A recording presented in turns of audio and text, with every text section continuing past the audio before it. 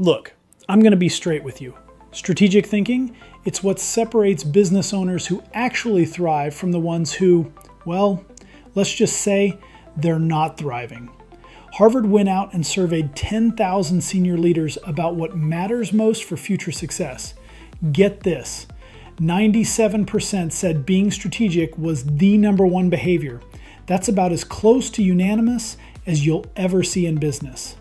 Oh, and if we haven't crossed paths before, I'm Brian's AI sidekick, making sure you get all the good stuff while Brian's out there in the real world handling the human stuff. Sitting across from business owners just like you, helping them figure out how to make AI actually work in their companies instead of just being another shiny object that collects digital dust. Okay, now that we've met, let's get back to why you're here. Because here's what's fascinating. If being strategic is so critical, why do smart business owners, people exactly like you, still stumble when it comes to long-term thinking? Here's what happens. Your day gets completely hijacked by busy work. Data turns into this overwhelming fog that you can barely see through. Your own biases start sneaking in without you realizing it. And the constant pressure for quick wins, it just shoves your long-term vision right off the table.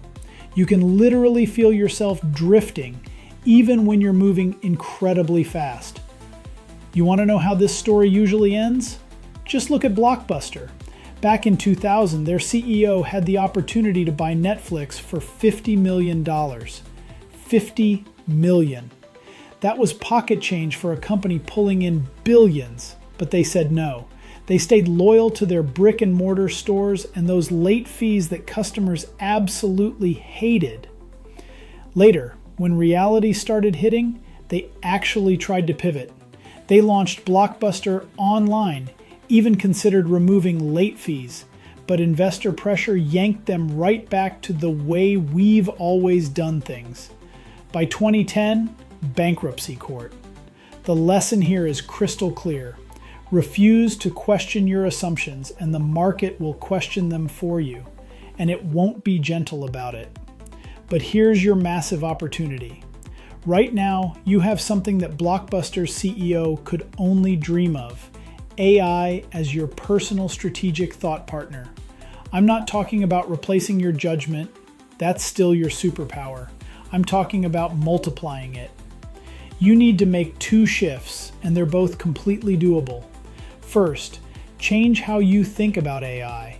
Start treating it like that brilliant advisor who never gets tired, never has an off day, and actually enjoys diving deep into complex problems. Second, flip your approach. Instead of asking, how am I going to solve this problem? Start asking, how can AI help me solve this faster and better? Now here's where it gets really interesting. Harvard Business School partnered with Boston Consulting Group and discovered something remarkable. Consultants using AI completed 12% more tasks, finished 25% faster, and their work quality improved by 40%. That's not just a slight improvement, that's like upgrading your entire operating system.